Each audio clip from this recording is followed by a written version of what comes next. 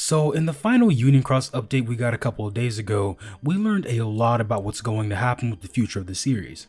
In regular Kingdom Hearts fashion, a lot of questions got answered, like how Skullad Kylum ended up being created by Ephemer and what happened to the player character when they ended up being reincarnated into Xehanort. But one character I want to talk about is actually the Master of Masters, and while this isn't necessarily a theory, this is just something I wanted to talk about and something I noticed, because when it comes to the Master of Masters, we know him as this very mysterious person. So far, it's been kind of hard to read him and see exactly what's going on in his mind at any given point in time. At some points, it's been really difficult to figure out what side he's really on, since he really can change his personality so drastically whenever he's on screen. And while that's part of what makes him an interesting character and a person whose true intentions I can't wait to see, I do think this update gave us a bit of a deeper look into his character at this point. And honestly, based on how they develop it, it could have given us some insight on possibly how he could be for the rest of the series. And as always, be sure to leave a like and subscribe if you want to see more content. And with that being said, let's dive in.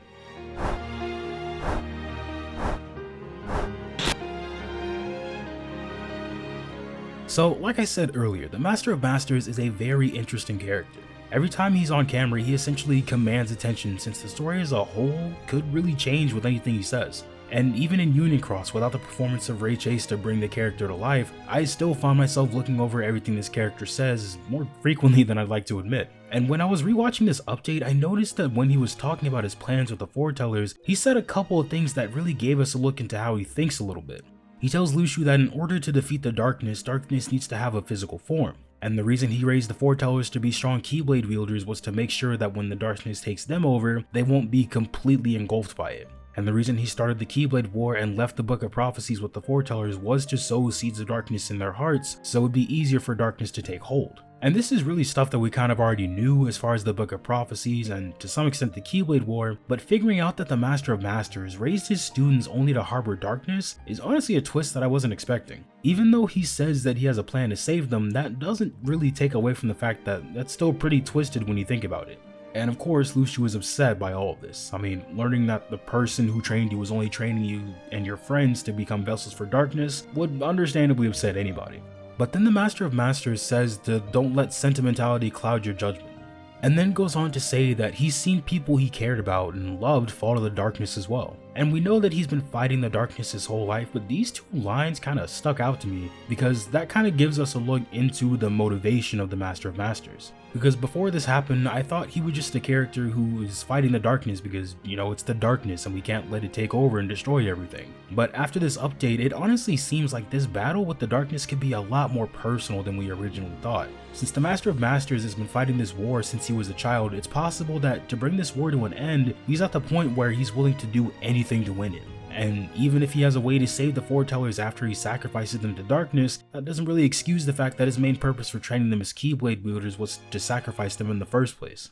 And even if someone could look past that, that still doesn't excuse the fact that he started the Keyblade War where plenty of young Keyblade wielders died fighting. And the line he says later on in that scene where he says the battle of light and dark isn't a hero's tale is something that also really stood out to me. And I could just be overanalyzing this, but I just thought that it was a really cool line when you pair it with what he said earlier in the update. Because he's basically saying, you know, yeah, this isn't the tale of some hero overcoming the darkness through all the odds and winning on the side of light. This isn't a story that just happens with a hero who single-handedly overcomes the darkness. This is a much darker take on that story that involves loss and sacrifice. So things like essentially pitting the foretellers against each other to make them more susceptible to darkness and starting the Keyblade War are all things that, while tough decisions, needed to be made for the ultimate goal of defeating the darkness. Or at least that was the case for the Master of Masters. And it seems like in being the one to make those choices, the Master of Masters had to end up throwing away that sentimentality that would stop someone from making those decisions. And honestly, that in itself is what makes the Master of Masters such an interesting character to watch, because we've seen the Master of Masters be this pretty lighthearted character, even though we've seen him get serious maybe a handful of times. Every time he's on screen, he just oozes charisma and charm. And honestly, I think that's why this scene stood out to me so much, but in a good way.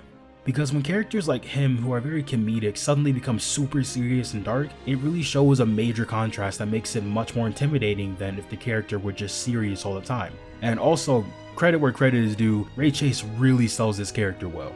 But when it comes to this update, it really took me by surprise to see that the Master of Masters, this person who's cracking jokes every time he's on screen, has no problem sacrificing not only countless Keyblade wielders, but his own students to defeat the darkness. And even when Luciu speaks out against it, the Master of Masters really doubles down on its convictions when he tells Luciu not to let sentimentality get in the way of his goals. He's well aware that what he's doing is wrong, yet continues to do it anyway in pursuit of his ultimate goal.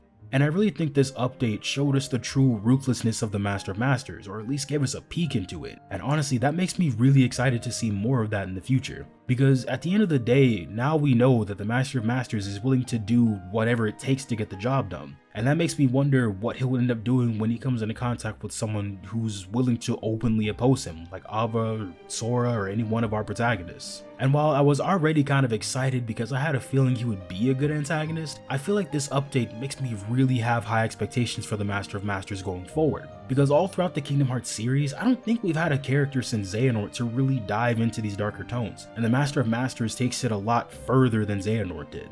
We know that Xehanort was trying to achieve balance and was willing to go to those dark measures to get there, but the Master of Masters does that on a much bigger scale. And every time we've seen him in other scenes, he's gotten pretty serious, but we've never really gotten to look as to why he does what he does. And when he started saying all of these things like people I've loved have been taken by the darkness, that just made me want to know more about it, because that in itself is a pretty loaded statement. Because now I want to know not only just who those people were, but how did that end up affecting or changing the Master of Masters? Like, does he have some sort of personal vendetta against the darkness? So while I was always kind of curious about his past, this update really made me want to know more about the past of the Master of Masters, because now I want to know what he was like before the war in his time began and what happened to make him become the man who's willing to watch people be sacrificed and killed in order to achieve his goal. And like I said, I could totally be overanalyzing this, but the Master of Masters is a character that since he came on the scene has always kind of had my attention, and this update made me really excited to see where he ends up in the future of the series. But that's just my opinion. What do you guys think? Let me know down below. I'd love to hear some of your opinions. But that's going to be all from me today, so this is Moose Wayne, signing off.